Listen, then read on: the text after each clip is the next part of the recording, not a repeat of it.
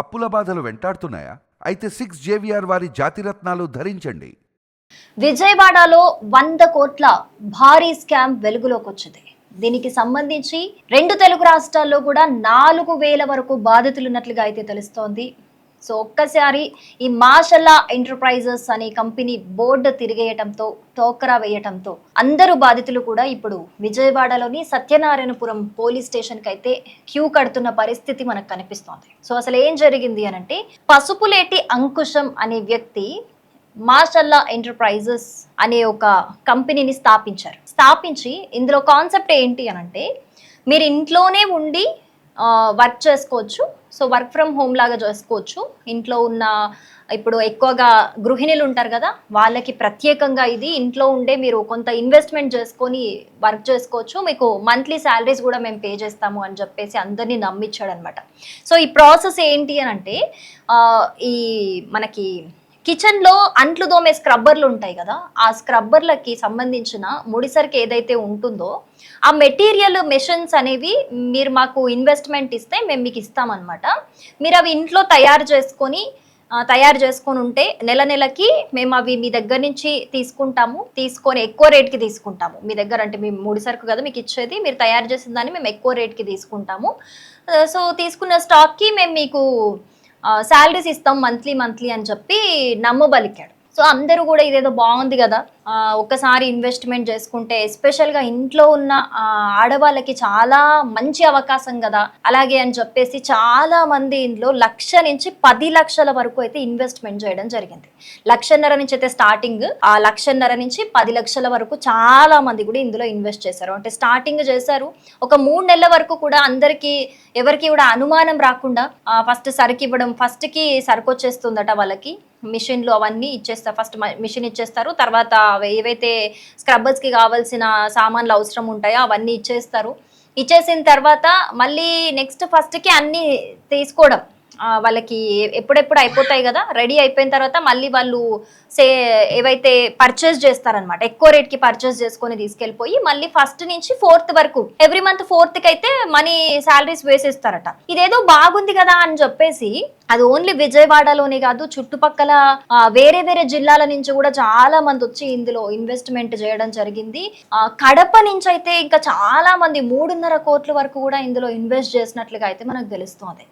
అయితే మరి ఇదంతా బయటికి ఎలా వచ్చింది, ఇది ఒక మోసం బయటికి ఎలా వచ్చింది అని అంటే, ఈ నెల ఫస్ట్ నుంచి శాలరీస్ 4th కదా వేసేది, 4th వరకు చూస్తే ఫస్ట్కి ఆల్రెడీ స్టాక్ అనేది వీళ్ళకి ఇస్తారు కదా, ఆ స్టాక్ అనేది ఫస్ట్కి రాకపోయేసరికి చూసారు మరి శాలరీస్ కూడా వేస్తారా అసలు ఏంటి చూద్దామని వెయిట్ చేస్తే 4th, 5th శాలరీస్ కూడా పడకపోతే ఎవరైతే ఆఫీస్లో ఉంటారో, ఆఫీస్లో రమేష్ రెడ్డి అలాగే పవన్ అనే వాళ్ళు ఉంటారట, టెలికాలర్స్ కూడా ఉంటారట, వాళ్ళని వెళ్ళి అడిగితే స్టార్టింగ్లో వాళ్ళు రెస్పాన్స్ ఇచ్చారు, కానీ తర్వాత వాళ్ళు కూడా పరారీ అయిపోయినట్లుగా తెలిసిందట.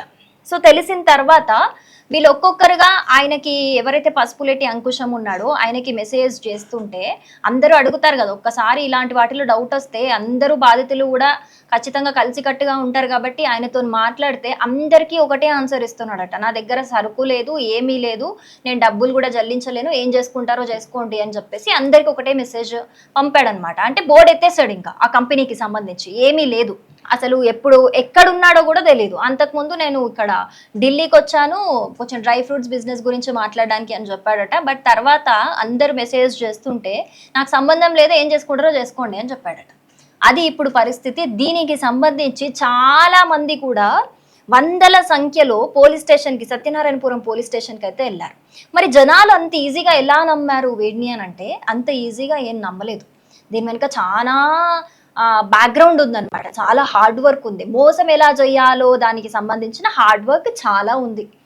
సో ఎలా నమ్మారు అని అంటే, ఇన్స్టాగ్రామ్లో కావచ్చు, ఫేస్బుక్లో కావచ్చు, యూట్యూబ్లో మంచి ట్రస్టెడ్ కంపెనీ నుంచి వచ్చే యాడ్స్ ఎలా ఉంటాయి అలా యాడ్స్ చూశారు జనాలు. ఫస్ట్ యాడ్స్ చూసి ఆయన దగ్గరికి వెళ్ళి ప్రాసెస్ చెప్తే, టెలికాలర్స్ కూడా ఉన్నారు, డీటెయిల్గా ఎక్స్ప్లెయిన్ చేస్తే ఆయన ఇచ్చిన ఆఫర్ ఎలాగో బాగుంది కాబట్టి అందరూ ఆబ్వియస్గా ఇది మంచి అవకాశంగా భావిస్తారు, ఇంట్లో ఉండి వర్క్ చేసుకోవచ్చు అంటే. అలా నమ్మారు. నమ్మిన తర్వాత ఆ డాక్యుమెంటేషన్ కూడా ఆయన చూపించిన ఏదైతే వీళ్ళు కాంట్రాక్ట్ తీసుకున్నారో ఈ కాంట్రాక్ట్కి సంబంధించినవి కూడా డాక్యుమెంట్స్ ఏవైతే ఉన్నాయో అన్నీ కూడా ఇది గవర్నమెంట్ రిజిస్టర్డ్ కంపెనీ, ఆ గవర్నమెంట్ నుంచే వస్తుంది, జిఎస్టీ కావచ్చు, ఇవన్నీ కూడా పక్కాగా చూపించాడట. కానీ ఇప్పుడు ఇదంతా బయటపడ్డాక తెలిసింది అవన్నీ మోసమని, అదంతా ఫేక్ డాక్యుమెంట్స్ అది. కానీ జనాలకి మాత్రం పర్ఫెక్ట్ డాక్యుమెంటేషన్ ఉన్నట్టు కూడా అన్ని కరెక్ట్గా జిఎస్టీతో సహా కరెక్ట్గా చూపించాడు.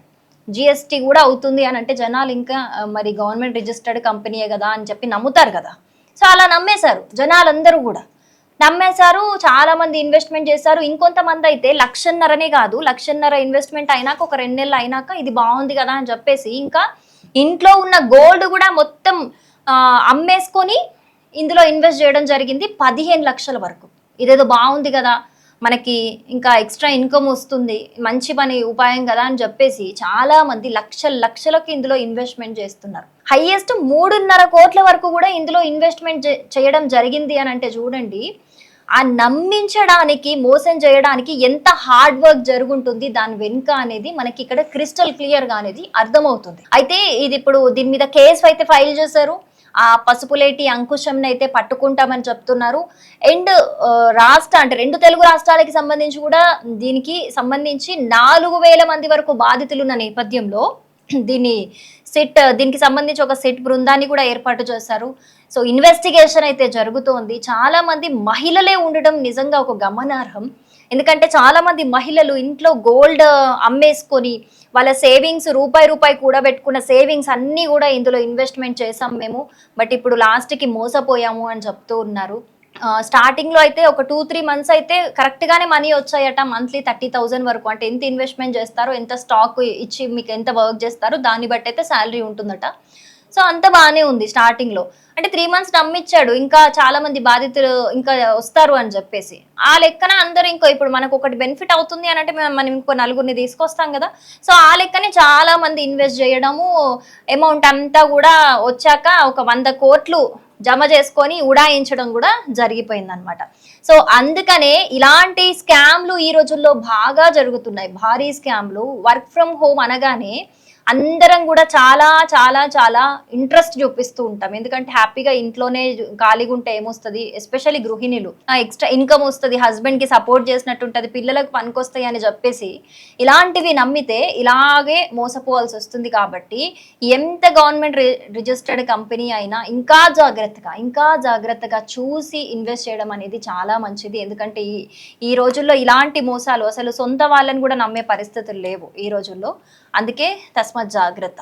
ఇప్పటికైతే ఈ కేసుకి సంబంధించి సిట్ బృందం అయితే ఏర్పాటైంది.